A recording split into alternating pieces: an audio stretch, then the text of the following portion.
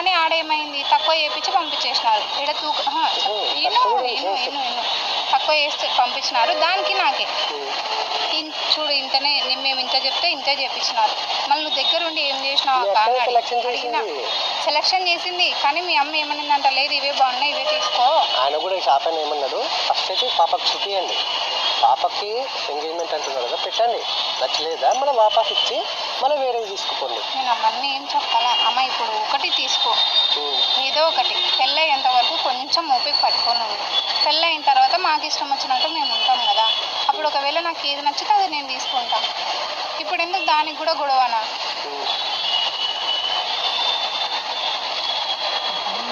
సరే daily phone మాట్లాడుతున్నా, ఇవి చేస్తున్నా అవి చేస్తున్నా, అది మాత్రమే తెలుసు నీకు. కానీ నేను అట్లా చెప్పుకోలేను, బయటికి ఎవరికి చెప్పుకోలేను. ఏమంటే ఇప్పుడు రీజన్ ఏంది అని అన్నందుకు నేను చెప్పిన. ఇంకా కొన్ని మాటలు అన్నీ చాలా జరిగినాయి కానీ అవి నేను చెప్పేంత ఇది కూడా లేదు నాకు. ఇక్కడ ఎంత మహానటి అంటే ఈ కాన్వర్షన్ అంతా కూడా మొదటిసారి అంటే ఫిబ్రవరిలో ఎంగేజ్మెంట్ అయ్యి పెళ్లి ముహూర్తం రెడీ చేసి అన్ని ఏర్పాట్లు చేసుకున్న తర్వాత, అంటే అతనితో కలిసి వెళ్ళిపోయి వచ్చిన తర్వాత, అమ్మాయి వెళ్ళిపోయిన తర్వాత సార్ మేము వద్దన్నాం. ఒక్కసారి వారం రోజులు వెళ్ళిపోయిన తర్వాత నువ్వు ఎట్లా పెళ్లి చేసుకుంటావు అని అందరం నిలదీసినాం, తిట్టినాం, బాగా కోపం అయితే చూడు ఆ అమ్మాయి ఎట్లా మాట్లాడింది కాంటాక్ట్ చేసి అని మా తమ్ముడు మాకు రికార్డు పంపించినాడు. ఇక్కడ విచిత్రం ఏంటంటే ఈమె ఆల్రెడీ తేజేశ్వర్తో ఎంగేజ్మెంట్ చేసుకుని పాపం పెళ్లి అరేంజ్మెంట్స్ ఆల్రెడీ చూడండి ఎన్ని ఏర్పాట్లు చేశాను అనేది, ఎంతంత ఖర్చు పెట్టి ఏమేమి కొన్నాను మొత్తం తేజేశ్వర్ చెప్తూ ఉన్నాడు. అంతా కంప్లీట్ వీళ్ళే అరేంజ్ చేసుకున్నారు పెళ్లికి సంబంధించి. సో అవన్నీ చేసుకున్న తర్వాత బ్యాంకు మేనేజర్తో ఒక వారం రోజుల పాటు చెన్నై వెళ్ళిపోయి ఆ తర్వాత మళ్ళీ రిటర్న్ వచ్చిన తర్వాత అతనితో మాట్లాడుతున్న ఆడియో. అందులో ఏం చెప్తోంది అంటే, నా భర్త అనేవాడు ఎలా ఉండాలి అంటే, ఆల్రెడీ వీడు వేరే వాడితో వెళ్ళిపోయి మళ్ళీ వచ్చి నా భర్త ఎలా ఉండాలి అంటే, నేను నా భార్య అంటే బాగా ఇష్టం చూపించాలి, భార్యకు భర్త అన్నట్టుగా ఉండాలి అని. అసలు ఆ వాయిస్ వింటే ఆమె ఎంత మహానటి అనేది, అంటే తేజస్విని ఎలా ట్రాప్లో దించింది అనేది. నేను ఒకటే ఏమంటే, నాకు వచ్చే భర్త నన్ను అర్థం చేసుకోవాలా, వానికి నేను తప్ప నేను వానికి తప్ప ఇంకెవ్వరు ఉండకూడదు మా దాంట్లో. ఇదే నాకు కావాల్సింది. ఎవరైనా మధ్యలో వచ్చి ఇడగొట్టే వాళ్ళు ఉంటే వాళ్ళని ఏం చేసినా పాపం లేదు. అర్థమైంది కదా, నాకు వచ్చే భర్త ఎలా ఉండాలంటే నేను నా భర్తకి నేను ప్రాణం అన్నట్టుగా ఉండాలా, అంతగా ప్రేమించాలా. సో మధ్యలో మమ్మల్ని విడగొట్టే వాళ్ళు ఉంటే అసలు ఊరుకునేది లేదు. అంటే విడగొడుతున్నారంటే వీళ్ళందరూ వద్దంటున్నారు కదా, అందుకని అంటే ఏ విధంగా నమ్మించింది తేజస్వర్ని అని. సో ఈ విధంగా అతన్ని ట్రాప్లోకి లాగి అతన్ని వేధించి చివరికి ఫ్యామిలీ అంత ఇష్టం లేకపోయినా కూడా పెళ్లి చేసుకుని ఈరోజు అత్యంత దారుణంగా దుర్మార్గంగా అతన్ని హత్య చేయించింది. సరే అమ్మా, ఇంకా ఆడియోలు ఉన్నాయమ్మా, ఇది ఒక్కటేనా? ఇక్కడ లేవు సార్. అంటే మా తమ్ముడిని చాలా మంచి వ్యక్తి సార్. ఇతడు పెళ్లి చేసుకున్నప్పుడు కూడా ఆ అమ్మాయి ఒక్క రూపాయిది ఆశించాలి. ఆ అమ్మాయికి తాలిపట్టు, పుస్తెళ్తాడు, డైలీ యూస్కి చైను అవన్నీ చెప్తున్నాడు. పాపం పెళ్లికి ఏమేమి అరేంజ్ చేశాను, ఎక్కడెక్కడ ఎంత అడ్వాన్స్ ఇచ్చాను, ఇంత ఖర్చు పెట్టి నేను అరేంజ్మెంట్ చేసుకుంటూ నువ్వు వెళ్ళిపోయినావు అని అడుగుతున్నాడు పాపం. ఒక్క రూపాయి అమ్మాయి నుంచి ఆశించకుండా మొన్న పెళ్లి ఖర్చు కూడా లేచిపోయి పెళ్లి చేసుకునేటప్పుడు కూడా 3-4 లక్షలు వీడి చేతి నుంచే పెట్టి చేసుకుని బాగా కష్టపడే వ్యక్తి సార్. బాగా సంపాదించుకుందాము, కష్టపడదాం, బాగుపడదాం అనే లక్షణాలు ఎక్కువ వాడికి. వాడి డబ్బుకు ట్రాప్ చేసింది కానీ వాడిని ఇష్టపడినట్టు మోసం చేసి వానికి లేనిపోని మాటలు చెప్పి పెళ్లి చేసుకొని వాడిని చంపేపించింది చూసా. ఇది మహాఘోరం. ఎందుకు అనుకుంటున్నారమ్మా? నేను ఇప్పుడు ఎవరికి అర్థం కాని ప్రశ్న అదే. సో ఇప్పుడు మొదటిసారి ఆల్రెడీ వెళ్ళిపోయింది, రెండోసారి వెళ్ళిపోయినా మీరు పెద్ద పట్టించుకోరు కదా. ఇందాక మీరు అన్నారు మేమే పంపించేవాళ్ళం కావాలంటే అని. ఎందుకు మీ అబ్బాయి మీ తమ్ముడిని చెప్తా సార్. నాకు ఇప్పుడు మొన్న మొత్తం డీటెయిల్స్ తెలిసిన తర్వాత నాకేమనిపించింది అంటే, వీడు ఒక అమాయకుడు, వీని ఊకే పెట్టుకో, ఏదో నేను ఆడిందే ఆట పాడిందే పాట ఉంటుంది, వీడు చెప్పినట్టు వింటాడు, చాలా మంచి వ్యక్తి, భార్యను మంచి చూసుకోవాలి, తల్లిదండ్రులు మంచి చూసుకోవాలి, రెస్పాన్సిబిలిటీ డిసిప్లిన్గా మారిపోయి ఉన్నాడు, అంతగా ఈయన ఒక పెట్టుకొని నేను యూజ్ చేసుకోవచ్చు అన్న ఉద్దేశంతోనూ మా తమ్ముని పెళ్లి చేసుకుందని నాకు అనిపించింది సార్ ఈమె గురించి ఎంక్వైరీ చేసిన తర్వాత. కానీ మాకు ఒక విషయం మాకు ఇష్టం లేదని చెప్పి మేమే మెడబట్టి దెబ్బతున్నాం. అన్యాయంగా మా తమ్ముని అన్యాయం చేసింది సార్. మా తమ్ముడు డ్యాన్స్ చేస్తే ఎంతమంది పిల్లలు అబ్బబ్బబ్బా ఎంత ఇష్టపడుతుండ్రి. అప్పుడు కూడా మేము మా తమ్ముడు ఒక్కరికి కూడా ఒక కన్నెత్తి చూసలేడు సార్. ఒక్కరిని కూడా చేసుకున్నా, అట్లా చేసుకున్నా కూడా మేము సంతోషపడుతుంటాం సార్. నిజం చెప్తున్నాము. ఈ అరేంజ్డ్ మ్యారేజే ఇంత ఘోరాతి ఘోరంగా చంపేస్తే అసలు పెళ్ళంటేనే భయం వేస్తుంది. ఎట్లా చూడాలి, ఏం చూడాలి అనేది అర్థమవుతలేదు. మొన్న మేఘాలయలో ఇలాంటిదే జరిగిందమ్మా.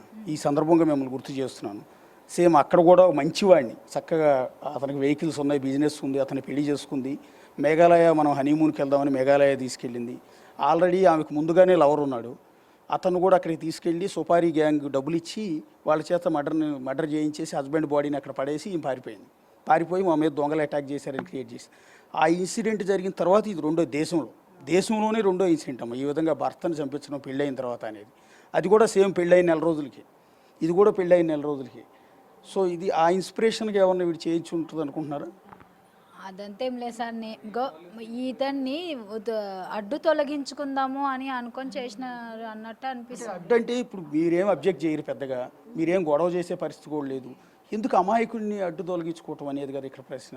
అంటే వాళ్ళిద్దరు ఏమేమి మాట్లాడుకున్నా వాళ్ళ ఎంక్వైరీలో పోలీసులు అయితే మాకు ఇంకా అంత ఇన్ఫర్మేషన్ ఇవ్వలేదు సార్. ఒకవేళ అంత మేము రికార్డ్స్ ఏం మాట్లాడింది అనేది మాకు తెలియదు. కాకపోతే మే 13వ తారీఖు నుంచి మార్చి 13వ తారీఖు నుంచి జూన్ 13వ తారీఖు వరకు 2200 కాల్స్ అయితే ఆ బ్యాంకు మేనేజర్తోనే మాట్లాడింది సార్. ఆ టైంలో మా తమ్ముని దగ్గర 120 కాల్సే మాట్లాడింది. ఈ అమ్మాయితో ఆ బ్యాంకు మేనేజర్తో అక్రమ సంబంధం ఉంది అన్నట్టుగా కొంచెము వార్తలు స్ప్రెడ్ అయినాయి. మేము మా తమ్ముతో ఈ విధంగా మాట్లాడింది కాబట్టి కొంచెం మంచిగా మారుతుంది, మంచిగా ఉంటారులే ఇంకా అన్నట్టు మేము అనుకున్నాం సార్. వీడు ఇంత ఇదిగా ఇష్టపడినప్పుడు ఏం కాదని లేకపోయినాం, ఇంకా గొడవ పడినాం కానీ ఒప్పుకోకపోయాం. ఒక్కసారి ఆయన ఇన్స్టా అకౌంట్ ఓపెన్ చేసాము, తేజాది. సో ఒకసారి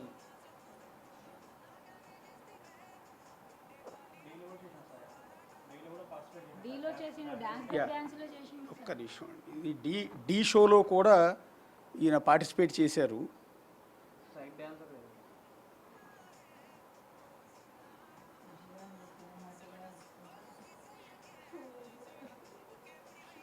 ఒకసారి ఇది మంచి డ్యాన్సర్ ఆయన.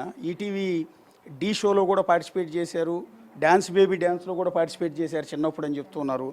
డ్యాన్స్ మీద చాలా మంచి ఇంట్రెస్ట్ ఉంది. ఒకసారి ఆ వీడియో, డ్యాన్స్ వీడియో ఒకసారి ప్లే చేయండి. అంటే ఎంతటి దుర్మార్గం, ఎంతటి అరాచకం అంటే దేశంలో ఇది రెండో ఘటన.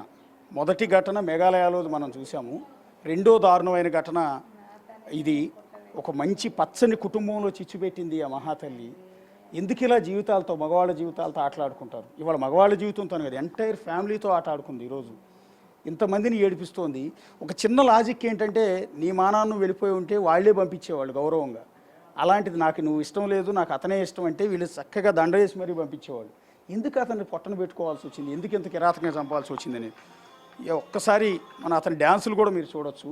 తేజేశ్వరి ఎంత మంచి డ్యాన్సర్ అంటే, బేసిక్గా ప్రైవేట్ సర్వేర్గా పనిచేస్తున్నా కూడా అతనికి డ్యాన్సుల మీద ఇంట్రెస్ట్ వచ్చింది.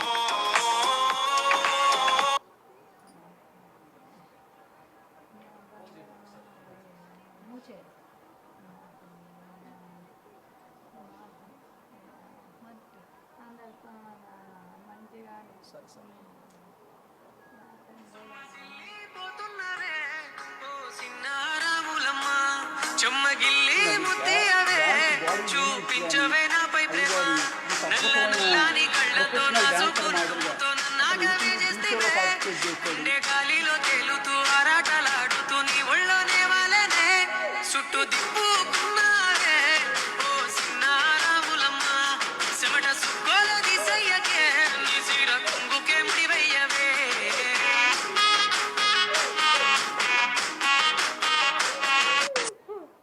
ఇంత బంగారం లాంటి వాడిని నిజంగా ఎవ్వరికి హాని చేయలేదు ఆ ఫ్యామిలీ.